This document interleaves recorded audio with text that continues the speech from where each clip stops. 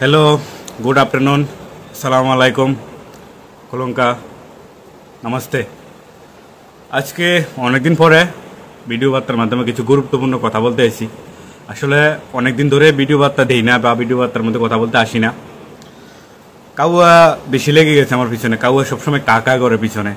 তো যাক, ওদের ব্যাপারে কিছু বলতে চাই না। কাউদের কাম হচ্ছে কাকা করা, তো ওরা কাকা করবেই। তো আজকের যে কথাটা বলতে এসেছি, আসলে হচ্ছেটা কি আমাদের রাজ্যটার মধ্যে? বিগত কিছুদিন ধরে আমাদের ত্রিপুরা রাজ্যটার মধ্যে কি হচ্ছে, মানে কি হচ্ছে, প্রশ্নটা হচ্ছে গতকালকে একটা পোস্ট বা একটা কমেন্ট আমাদের সামনে আসে, বিশেষ করে আমরা যারা আছি ত্রিপুরাবাসী সবার সামনে উঠে আসে। রাজকুমার দাস নামের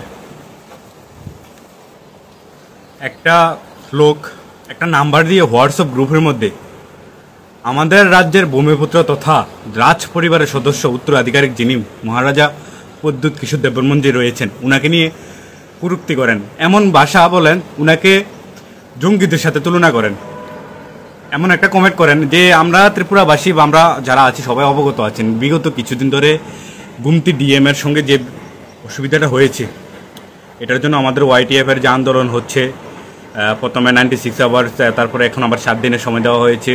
একের পর এক আন্দোলন শক্ত হচ্ছে এবং ন্যায় বিচারের পক্ষে আছে রাজ্যবাসী। তো এই জায়গায় দাঁড়িয়ে হোয়াটসঅ্যাপ গ্রুপের মধ্যে কিছু, মানে কি বলবো, তারা কখনো আমাদের রাজ্যের হতে পারে না। যারা ত্রিপুরা রাজ্যের স্থানীয় ভূমিপুত্রদের সম্মান করতে পারে না, তারা কখনো আমাদের ত্রিপুরা রাজ্যের হতে পারে না। তারা অবশ্যই বহিরাগত কিছু লোক রাজকুমার দাস নামের, আমরা যতটুকু তদন্ত করেছি, রাজকুমার দাস নামটা উঠে আসে, ওই যে নাম্বারটা আছে নাম্বারটার মালিকের, এই নামের একটা লোক আমাদের মহারাজাকে উগ্রবাদী বলে কটাক্ষ করেছেন।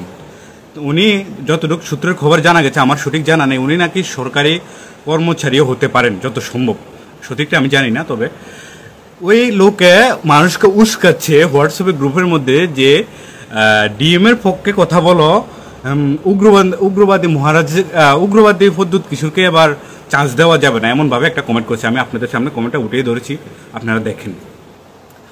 আমার কথা ওইখানে হচ্ছে, আসলে রাজনীতি হচ্ছে রাজনীতির জায়গায়, রাজনীতি সবাই করবে, রাজনীতি আসবে যাবে, রাজনীতি সবাই করবে, কিন্তু হচ্ছেটা কি আমাদের রাজ্যটার মধ্যে?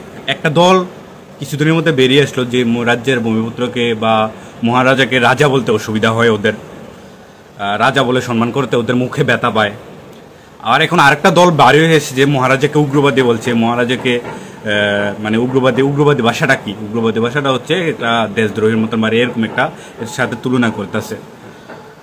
সো আমি আমাদের ত্রিপুরা রাজ্যের সমস্ত ত্রিপুরাবাসী, যে দল, রাজনৈতিক দলের হোক না কেন, যে ধর্ম জাতির হোক না কেন, আপনাদের সবাইকে আবেদন জানাচ্ছি এবং বিশেষ করে আমাদের ওয়াইটিএফ, আমাদের যারা ইউথ আছেন, আপনাদের সবাইকে অবগত করছি, যে লোকে আমাদের প্রাণের প্রিয় মহারাজা তথা ভূমিপুত্র মহারাজা প্রদ্যুৎ কিশোর দেববর্মনকে এমন কটূক্তিকর কমেন্ট করেছে, অতি দ্রুত আপনারা আইনীয় পদক্ষেপ নেন এবং শক্ত হাতে এটার মোকাবেলা করেন। এমনভাবে শক্ত হাতে নেন ওই দোষী ব্যক্তির কঠিন শাস্তি হয় এবং আগামী দিন এমন কটূক্তিকর বক্তব্য বা মানুষকে উস্কানোর আগে দ্বিতীয়বার যাতে কেউ চিন্তাধারা রাখে।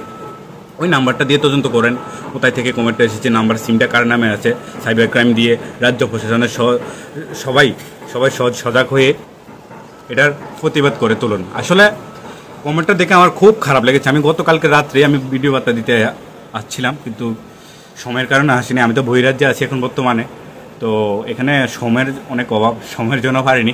সো আমার কথা হচ্ছে, উনি মহারাজা প্রদ্যুৎ কিশোর দেববর্মন, উনি হয়তো একটা রাজনৈতিক দলের বা সুপ্রিমো বা একটা রাজনৈতিক দলের অংশ, কিন্তু উনি মানুষকে চিন্তাধারা রাখতে হবে, উনি রাজ পরিবারের সদস্য।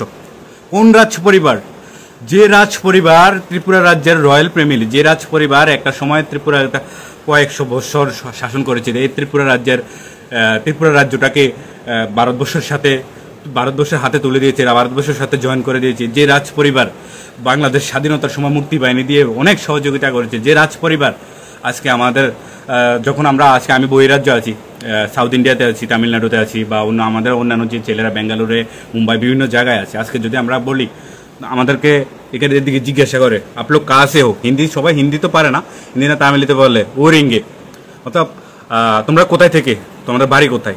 আমরা কোথায় বলি? North east India, Tripura. Assam বললে সবাই চিনে, কিন্তু ত্রিপুরাকে খুবই কম মানুষ চিনে। ত্রিপুরাকে মানুষ চিনে না। যখন আমরা রাজ পরিবারের কথা বলি, ত্রিপুরা রয়্যাল ফ্যামিলি, মহারাজা বীর বিক্রম কৃষ্ণ মাণিক্য, তারপরে ত্রিপুরা রাজমহল, তারপর নীরমহল, এই যে আমাদের ত্রিপুরার মহারাজা তৈরি করা যেগুলো আছে, ত্রিপুরা শরী মন্দির, ত্রিপুরা গেদুমিয়া মসজিদ, যে ঐতিহ্যগুলি আছে, আমরা যখন মানুষের কাছে এগুলো বলি তখন মানুষের চিনি হ্যাঁ ত্রিপুরা। যারা মানে সাউথ এশিয়ার মধ্যে না জানি আমাদের ভারতের নর্থ ইস্টের মধ্যে যে পাইনঅ্যাপেল গোল্ডেন ট্যাক্স পাইছে, যে ত্রিপুরা থেকে গোল্ডেন ট্যাক্স পাইছে, সো আমাদের ত্রিপুরাকে সবাই চিনেন।